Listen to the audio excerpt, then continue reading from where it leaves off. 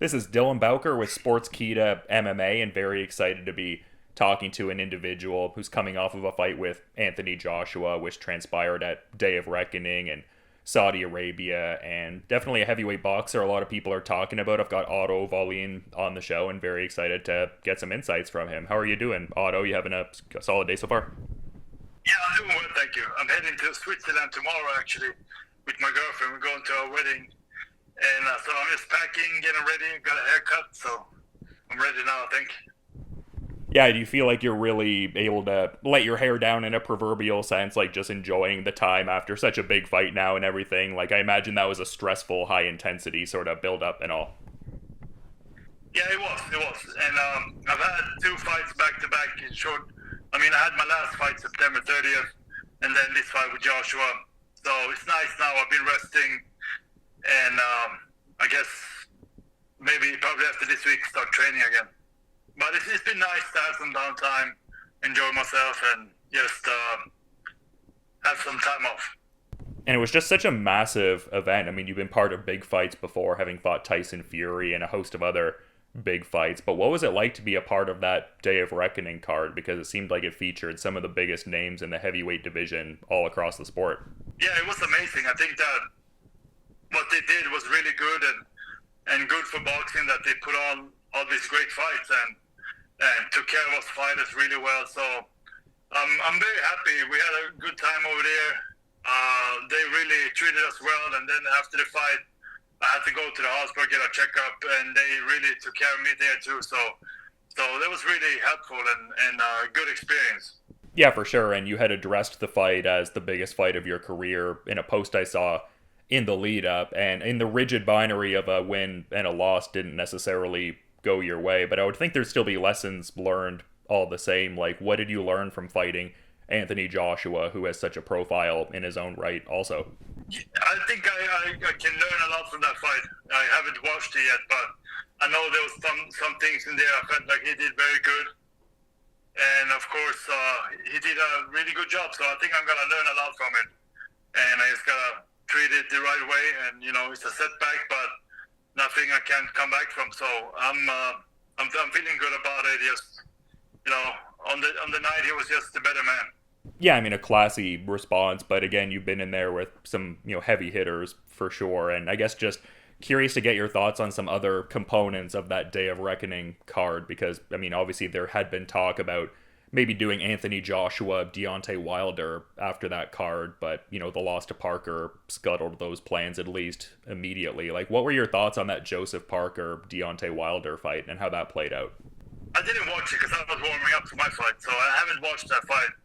But I felt like going into that fight that it was going to be a good fight. I knew that Parker had been very active, whereas Wilder hasn't been active at all. He had fought one round in 2 years, I think. So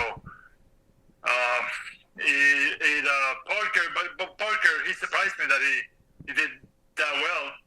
Like I said, I haven't watched it, so I don't really know what happened. But everybody says that Parker did really well and just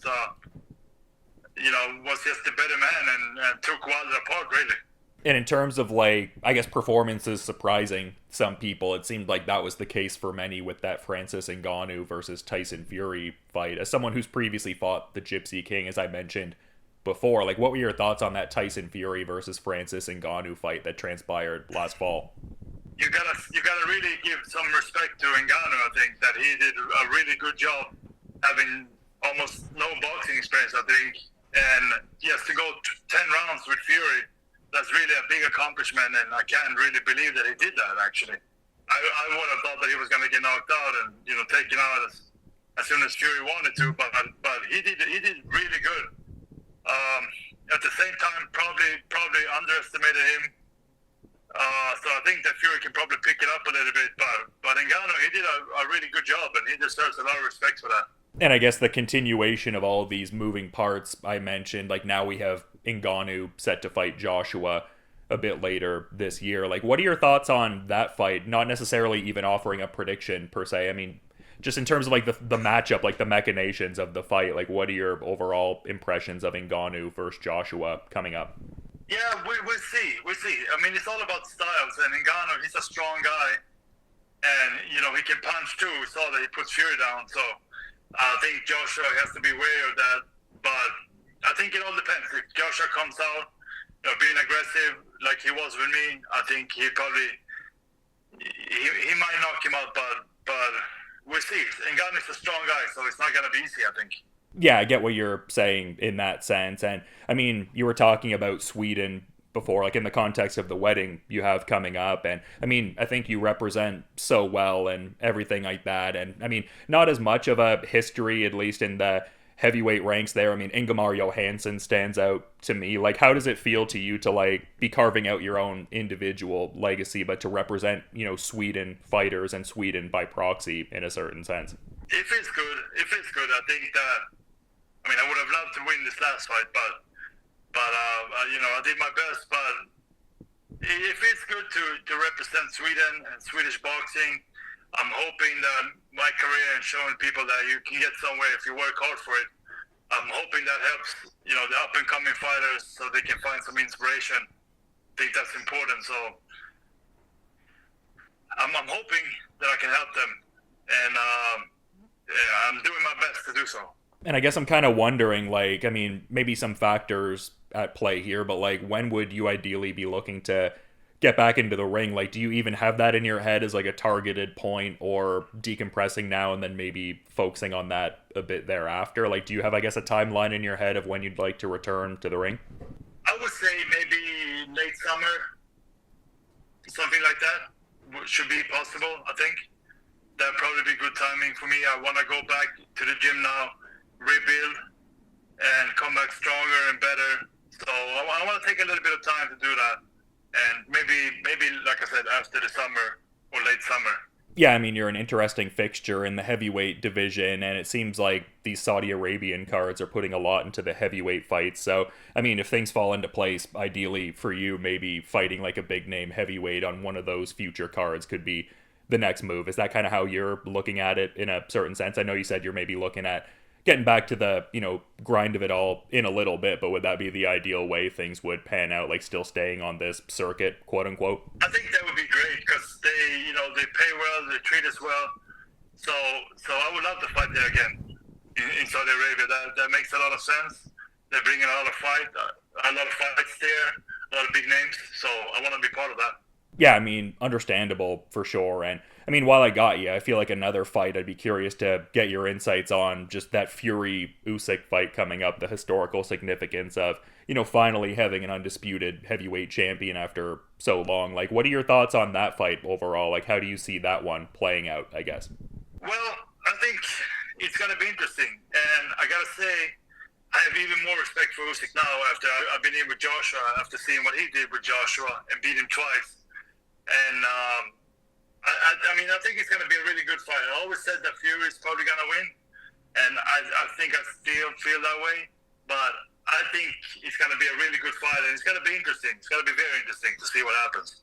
Yeah, it seems like one of the more exciting times to be a fan of heavyweight boxing, for sure. Like, as a player who's, like, pretty prominent in there, I guess, putting on the fandom hat for a bit. Like, do you agree with that? Like, it feels like there's, like, a lot going on in the heavyweight ranks with, like, that undisputed title fight. I mean, you're doing great things. There's a lot of guys out there, like Joseph Parker we were talking about before. Like, do you think we're in, like, a really good era and, like, there's some good moving parts, at least this calendar year, for the heavyweight division? I think so. And, especially with what's going on over in Saudi Arabia, just look at the last card with all those fighters that fought there. And if they can keep doing that, I think it's going to be really good for boxing and heavyweight boxing, and really bring people's eyes to the sport. And I think that's really what's needed, and to have all these great fights on the same cards. So there's so many names out there, and I think that this, like you said, it's a great time to be a heavyweight, and I'm happy I made it this far. So now I'm here, just want to take advantage of everything. And, like, what would that represent to you? Like, some fighters have a specific idea of what that means, as far as, like, for some fighters it's like big paydays, for some fighters it's like a title accolade. Like, what would be, like, representative of that idea for you, I guess? It's a mix. I of course want to be world champion. That's been my main goal since I started boxing. Of course, a little bit discouraging now. I lost to Fury, I lost to Joshua, but I can always come back and get better. I feel like I'm improving still, so I think I can come back and do better And so that's always been my main goal, to be a world champion. But then, if I can make really good money, of course, that's a big motivation, and I think that's for anyone that has a job, to make a lot of money. So that's it's a mix of everything, I say. Yeah, do you have anyone that could be on your radar as a desired next opponent, or is it just a matter of like whoever kind of gets offered to you, you're kind of game for whatever kind of mentality? Yeah. I mean, it all depends. It all depends on the offers. I just had a tough fight here with Joshua, so to jump into to a really tough fight again, it would have to really be worth it. So I think maybe that's a question that I need to talk to my trainer and Jolene, my manager, before we give a real answer. But it's about the offers. Yeah, it's got to make sense, I think. Yeah, for sure. I just think you have an interesting approach for the division, just like a good, strong southpaw game and a good fight IQ. So I think you match up well with a lot of these guys, just illustrating the prior point of it being like a fun kind of point for the heavyweight division, it seems like. Right, and I mean, I've lost to two of the best of this era, really. So I don't think there's much shame in that, and I can come back from it and do well. And I felt good going into that Joshua fight, and I feel like if it was anybody else, I could have won the fight. And it just wasn't for me that night. But I'm gonna come back and be better.